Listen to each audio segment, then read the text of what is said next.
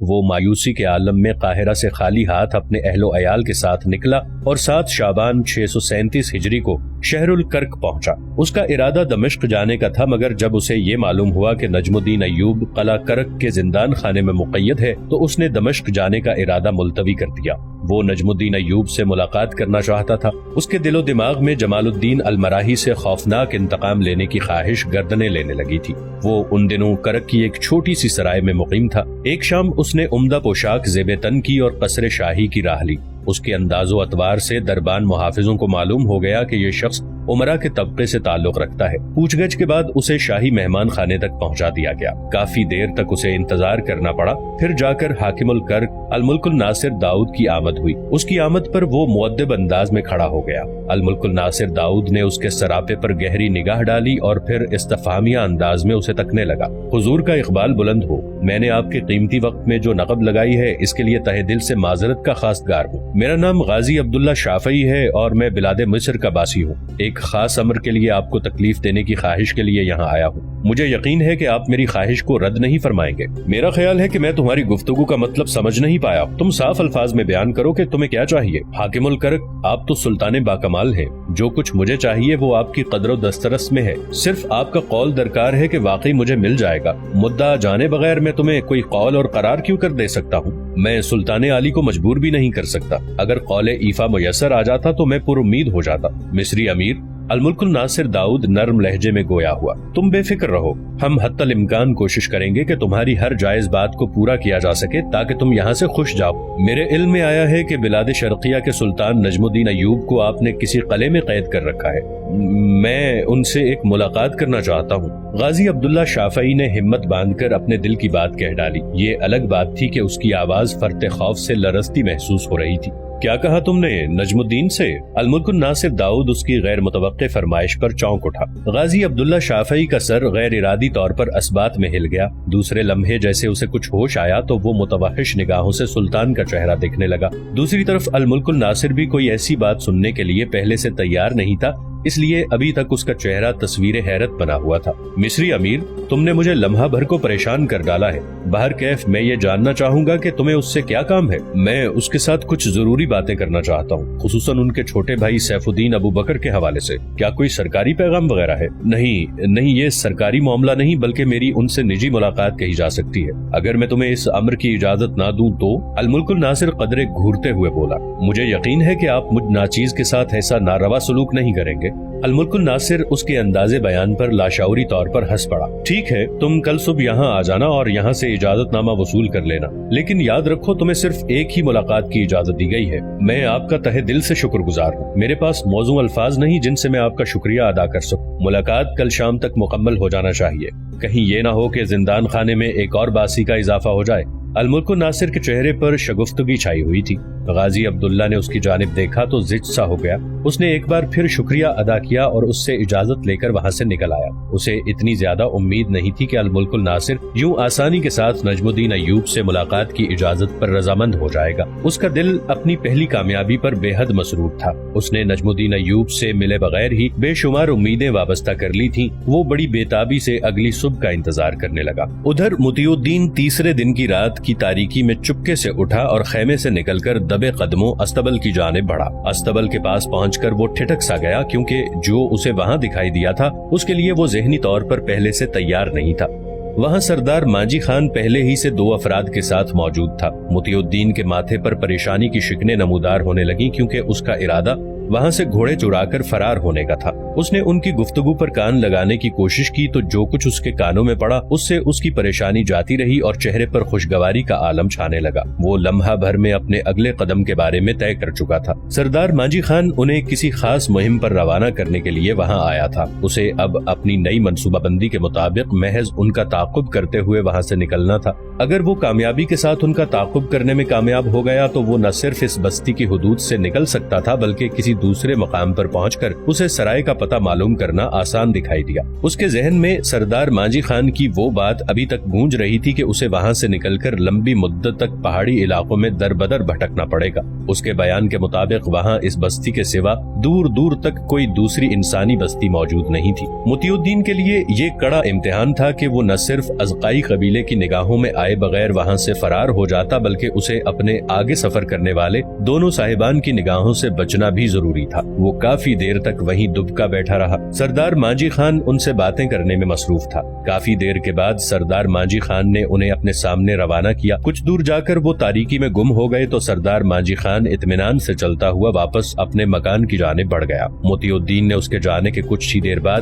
حرکت کی اور دبے قدموں سے چلتا ہوا استبل کے پاس پہنچ گیا۔ اچانک اسے کچھ یاد آیا۔ اس نے استبل کے چاروں جانب نہایت احتیاط سے جائزہ لیا۔ وہ ہر ممکنہ خطرے کو قبل از وقت اچھی طرح جانچ لینا چاہتا تھا۔ اسے اگر کسی بات کا قلق تھا تو وہ ہتھیار کی عدم موجودگی تھی۔ اگر اس کے پاس تلوار ہوتی تو شاید اس کی ہمت بڑھ جاتی۔ خالی ہاتھوں کے ساتھ وہ اپنا دفاع کرنے سے بھی معذور تھا۔ کافی دیر تک وہ یوں ہی استبل کے گرد و نواح کا جائزہ لینے میں مصروف رہا۔ جب ہر طرح سے تسلی ہو گئی تو اس نے ایک سیاہ گھوڑے کا انتخاب کیا۔ گھوڑے کی باگیں تھام کر اس نے آہستگی کے ساتھ ایک جانب بڑھنا شروع کر دیا۔ وہ پوری طرح چوکنا تھا۔ وہ ایک ہاتھ سے باگیں تھامے ہوئے تھا تو دوسرے ہاتھ سے مسلسل اس کی گردن سہلا رہا تھا۔ اسے یہ خوف بھی لاحق تھا کہ کہیں گھوڑا اسے اجنبی جان کر بے وقت ہنہنانے نہ لگے۔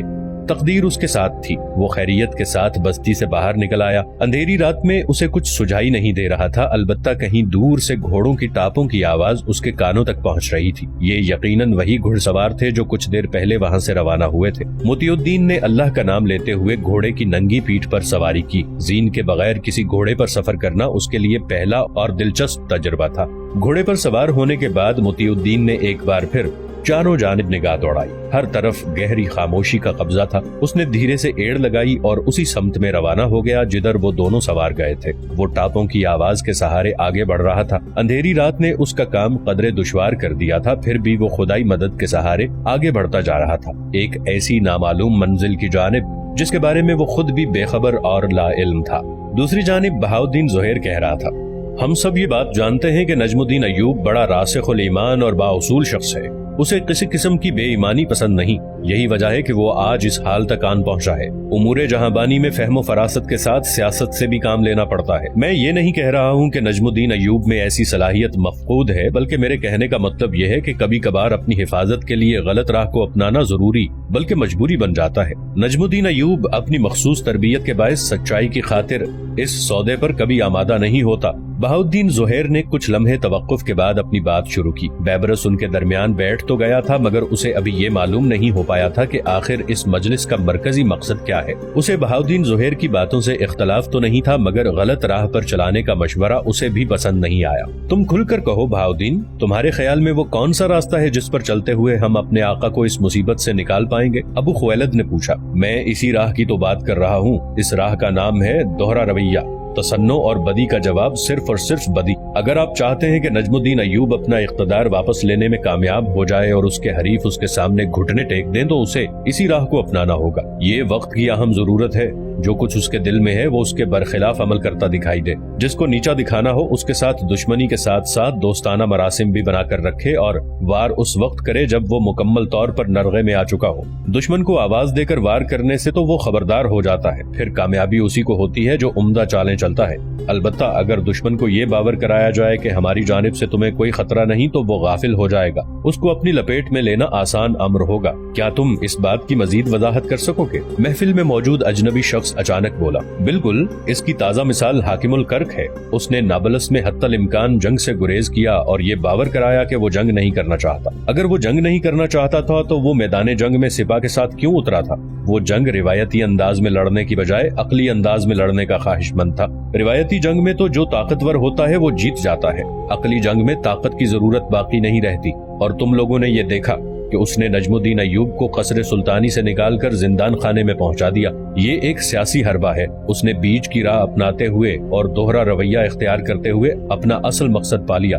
نجم الدین ایوب کو بھی اسی راہ پر چلنے کی اشد ضرورت ہے۔ معزز امیر، اگر میرے آقا بھی ایسا ہی عمل اختیار کریں گے تو ان میں اور ان کے حریفوں میں کیا فرق باقی رہ جائے گا؟ بیبرس ناگواری سے بولا۔ اس کا چہرہ خاصا برہم دکھائی دے رہا تھا۔ اقتدار میں فرق نام کی کوئی چیز نہیں ہوتی، اصل اہمیت نیت کی ہے۔ اگر سلطان کی نیت صاف ہے اور وہ ایک ٹیڑے معاملے کو موزوں طریقے سے سنوارنے میں ناکام رہ جاتا ہے تو یہ امر ضروری ہو جاتا ہے کہ اس ٹیڑے معاملے کو اسی ترکیب سے حل کیا جائے جس کا وہ متغاضی ہے۔ اس کی مثال امام ابی حنیفہ سے دی جا سکتی ہے۔ جب ایک عیسائی مبلغ نے اپنے چند پیچیدہ سوالات سے عالم اسلام کے ذہین و فتین علماء اور اسلاف کو پریشان کر ڈالا تو انہوں نے آگے بڑھ کر اسی کے انداز میں اسے لاجواب کرتے ہوئے دشمنان اسلام کا منہ ہمیشہ کے لیے بند کر ڈالا تھا۔ بیبرس اس کی بات سن کر خاموش تو ہو گیا، مگر اس کا دل بہاؤالدین زہیر کی باتوں سے مطمئن دکھائی نہیں دیتا تھا۔ ابو خویلد نے یہ بات سختی سے محسوس کی۔ برخوردار، ابو خویلد نے نرم لہجے میں بیبرس کو مخاطب کیا، میں کافی دیر سے دیکھ رہا ہوں کہ تم جذبات کی رو میں بہہ کر خود پر قابو نہیں رکھ پا رہے اور ہمارے خلوص پر پے در پے بدگمانی کا مظاہرہ کر رہے ہو۔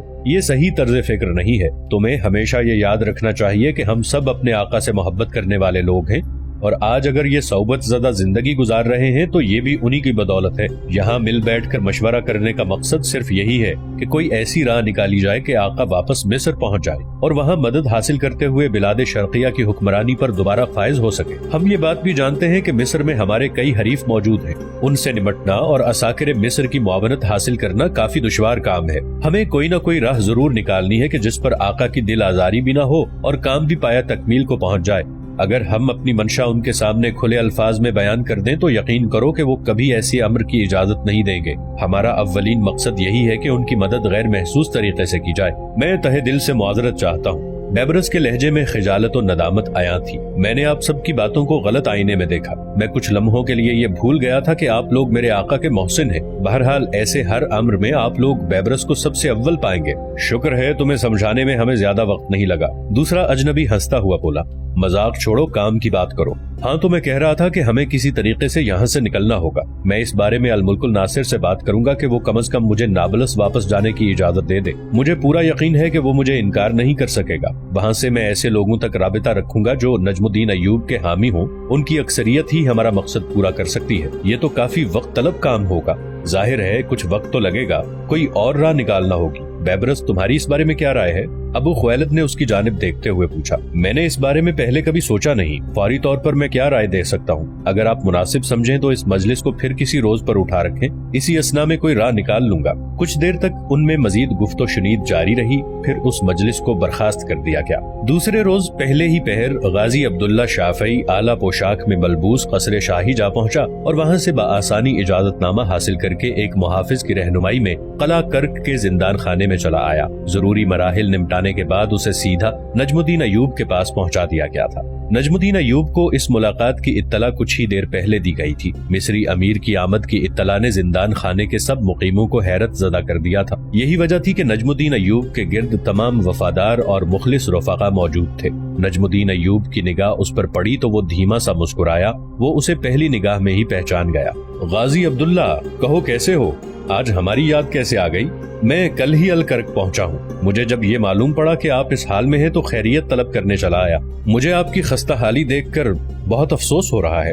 اس بات کو چھوڑو، نجم الدین گہرا سانس لے کر بولا، یہ سب تو تقدیر کے کھیل ہیں۔ وہ جسے چاہے عزت دے، جسے چاہے ذلت دے۔ اسے قدرت کے کھیل مت کہیے۔ غازی عبداللہ تیزی سے بولا، اپنوں کا ڈسا زیادہ موزوں رہے گا، تم چاہے جو بھی کہہ لو۔ آپ نہیں جانتے کہ آپ کو اس حال میں پہنچانے کا ذمہ دار کون ہے، لیکن میں اسے بخوبی پہچانتا ہوں۔ دمشق کی بغاوت، عماد الدین اسماعیل کا اچانک حملہ اور الملک الناصر کا آپ کو یوں محصور کر لینا، کیا آپ کو یہ سب باتیں ایک ہی کڑی کا سلسلہ نہیں لگتی؟ کیا مطلب؟ تم کہنا کیا چاہتے ہو؟ ان سب باتوں کا ذمہ دار ایک شخص ہے جس نے آپ کے بھائی کو ورغلایا اور اسے اس بات پر اکسایا کہ وہ اپنے چچا سے مدد حاصل کر کے آپ کو اس حال تک پہنچا دے۔ تم جو بھی کچھ کہنا چاہتے ہو کھل کر کہو۔ اس گھناؤنی سازش کا مرتکب مصری امیر جمال الدین المراہی ہے۔ جب آپ نے اس کے کسی کام میں مداخلت کی تھی تو اس نے اسی وقت بدلہ لینے کی ٹھان لی تھی۔ اس نے آپ کے خلاف آپ کے بھائی کے کان بھرنے شروع کر دیے۔ اس کے ساتھ ساتھ اس نے حاکم دمشق کے ساتھ بھی خط و کتابت کی اور اسے بغاوت پر آمادہ کیا۔ اس کی بغاوت کی اطلاع پاتے ہی آپ مصر سے نکل گئے تو کافی اطمینان ہو گیا، لیکن جب آپ نے اپنی فہم و فراست سے بلاد شرقیہ کا نظام سنبھال لیا تو اس نے سلطان سیف الدین ابو بکر کو یہ باور کرایا کہ اس کی اطلاعات کے مطابق جلد ہی آپ بلاد مصر کا رخ کرنے والے ہیں۔ آپ کا بھائی یہ سمجھا کہ آپ اس سے تخت چھیننے کی خواہش رکھتے ہیں تو امیر صدر الدین کے مشورے پر اس نے عماد الدین اسماعیل سے بلاد شرقیہ پر قابض ہو کر آپ کو حکومت سے محروم کرنے کی استدعا کی۔ دوسری جانب اس نے الملک الناصر کے سامنے اپنے حق کا رونا روتے ہوئے یہ درخواست کی کہ وہ آپ کو بلاد مصر کی جانب بڑھنے سے روکے رکھے۔ جمال الدین المراہی نے صرف آپ ہی کو اپنے گھناؤنے مقصد کا نشانہ نہیں بنایا، بلکہ کئی دوسرے امراء بھی اس کا شکار بن چکے ہیں۔ ان میں سے ایک شکار میں بھی ہوں۔ تم جانتے ہو کہ تم کس کے سامنے کیا کہہ رہے ہو؟ تم مجھے میرے بھائی کے خلاف حتی الامکان بھڑکانے کی کوشش کر رہے ہو۔ ہو. تمہارا چہرہ اس بات کا غماز ہے کہ اس سارے معاملے کے پیچھے صرف تمہارا انتقامی جذبہ کار فرما ہے. نجم الدین ایوب غصے کے عالم میں بولا. آپ کا غصہ بجا ہے. میں یہ سچائی کھلے لفظوں سے تسلیم کرتا ہوں کہ آپ کو آگاہ کرنے کے پیچھے میرا انتقامی جذبہ بھی موجود ہے، مگر یہ سب سچ ہے جو میں نے آپ کے سامنے کھلی کتاب کی طرح رکھ دیا ہے. میں تمہاری اس من گھڑت کہانی کو تسلیم نہیں کرتا. نجم الدین ایوب دو ٹوک انداز میں بولا. یہ آپ کی منشا ہے، مگر آنے والا وقت اس کڑوے سچ کو ایک دن کھول کر آپ کے سامنے رکھ دے گا. غازی عبداللہ شافعی لاپرواہی سے بولا. مجھے تمہاری باتوں سے کسی خطرے کی بو محسوس ہو رہی ہے. تم کس جانب اشارہ کرنا چاہتے ہو؟ نجم الدین ایوب تذبذب میں پڑ گیا. آپ کا خدشہ بالکل صحیح ہے. میں بھی یہی باور کرانا چاہتا ہوں کہ جمال الدین المراہی بلاد مصر پر خود قابض ہونے کے خواب دیکھ رہا ہے. یہ ناممکن ہے. اس میں اتنی بھی جرت پیدا نہیں ہوئی کہ وہ اتنا بڑا قدم اٹھا سکے. سیف الدین کے مشیر اور وفادار ابھی زندہ ہیں. وہ اس کے ناپاک ارادے کو ہرگز پورا نہیں ہونے دیں گے. ان میں سے کئی سرزمینیں مصر سے نکال دیے گئے ہیں اور بعض کی وفاداری خریدی جا چکی ہے. غازی عبداللہ شافعی کے مستحکم لہجے میں بلا کی کاٹ تھی. وہاں موجود سب لوگ ان حیرت انگیز انکشافات پر انگشت بندندہ تھے. تمہارے لہجے میں سچائی کے ساتھ ساتھ عیاری ٹپک رہی ہے اور تمہارا چہرہ بھی معصومیت کی عکاسی کر رہا ہے. میں تمہارے اس ملے جلے انداز میں تمہاری بات کا اعتبار کیسے کر سکتا ہوں؟ میں یہاں اپنی سچائی ثابت کرنے نہیں آیا ہوں، بلکہ قبل از وقت اس خطرے سے آگاہ کرنے آیا ہوں جو جلد ہی بلاد مصر پر چھانے والا ہے. اور پھر اس بددینہ شخص کی حریصانہ نگاہیں بلاد شرقیہ کی جانب بڑھیں گی. وہ بلا کا عیار اور چالاک شخص ہے. اس کے بارے میں آپ کا اندازہ نامکمل ہے. اگر اسے بروقت نہ روکا گیا تو وہ ایوبی خاندان کو ان علاقوں سے ہمیشہ کے لیے محروم کر دے گا. غازی عبداللہ شافعی کا لہجہ بے حد سرد تھا. نجم الدین ایوب اس کی بات سن کر گہری سوچ میں ڈوب گیا. قدر توقف کے بعد اس نے سر اٹھا کر پوچھا. ممکن ہے جو تم بیان کر رہے ہو وہ سچ ہو، مگر میں تو یہاں زندان خانے میں قید ہوں. میں بھلا اب کیا کر سکتا ہوں؟ مجھے صرف آپ کی رضامندی کی ضرورت ہے. باقی کی فکر کرنا میرا درد سر ہوگا. آپ کو یہاں سے نکالنا اور مصر تک پہنچانا میری ذمہ داری ہے. اس کے پیچھے یقیناً تمہارا کوئی مفاد ہوگا. تم شاید یہ نہیں جانتے کہ میں کسی بھی غلط کام کے لیے حامی نہیں بھرتا. اگر غلط کام کروانا ہی مقصود ہوتا تو میں مقید و مجبور سلطان کے پاس نہ آتا، بلکہ کسی دوسرے برسر اقتدار ایوبی سلطان کی مدد حاصل کرتا. وہ زہر خند لہجے میں بولا. تم بولتے رہو، میں سن رہا ہوں. آپ کو بلاد مصر کی حکومت سے اپنے بھائی سیف الدین ابو بکر کو معزول کر کے اقتدار کا تخت خود سنبھالنا ہوگا. اس کا لہجہ فیصلہ کن تھا. یہ ناممکن ہے. میں اپنے باپ سے کیے ہوئے وعدے کو توڑ نہیں سکتا. اس نے مجھے اس کا اطابق صرف اس لیے مقرر کیا تھا کہ میں نگرانی کے ساتھ ساتھ اس کی حفاظت بھی کرتا رہوں. یہ سب جانتے ہوئے بھی یہ سارا کیا دھرا آپ کے اسی بھائی کا ہے. غازی عبداللہ شافعی کے لہجے میں حیرت اود کر آ گئی. تمہارا الزام ابھی ثابت نہیں ہوا کہ وہ ذمہ دار ہے. یاد رکھو کہ اگر میں کبھی مصر پہنچ گیا تو سب سے پہلے میں اسی بات کی چھان بین کروں گا. اس کے بعد یہ معاملہ قاضی کے پاس پیش کیا جائے گا. یاد رکھو اگر تم وہاں اپنا یہ الزام ثابت نہ کر پائے تو میں تمہیں ایسی عبرتناک سزا دلواؤں گا کہ تمہاری آنے والی نسلیں ہمیشہ یاد رکھیں گی. نجم الدین ایوب کے لہجے میں شیر کی سی گرج تھی. غازی عبداللہ شافعی کو بھی خوف کی شدید لہر اپنی ریڑھ کی ہڈی میں سرایت کرتی محسوس ہوئی. میں اب اجازت چاہوں گا. وہ بے دلی سے اٹھتا ہوا بولا. اس کے لہجے سے عیاں تھا کہ اسے مایوسی اٹھانا پڑی ہے. اسے نجم الدین ایوب کی آخری بات ناگوار گزری تھی. نجم الدین ایوب نے بھی لاپرواہی سے سر ہلا دیا. وہ بوجھل قدموں سے دروازے کی جانب بڑھ گیا. نجم الدین ایوب نے اس کے باہر نکلتے ہی مسحری سے ٹیک لگا لی. اسے اپنے بھائی سے اس قسم کی گھٹیا حرکت کی توقع ہرگز نہیں تھی. وہ سوچ رہا تھا کہ اگر یہی سچ نکلا تو اچانک درد کی تیز لہر اسے اپنے سینے میں اٹھتی ہوئی محسوس ہوئی. ابو خویلد شاید اس کی حالت بھانپ گیا تھا. تیزی سے آگے بڑھ کر اس کے جسم کو دبانے لگا. ادھر برقائی خان اپنے گھوڑوں کے ساتھ تھکا ماندہ ازقائی قبیلے کی بستی میں داخل ہوا.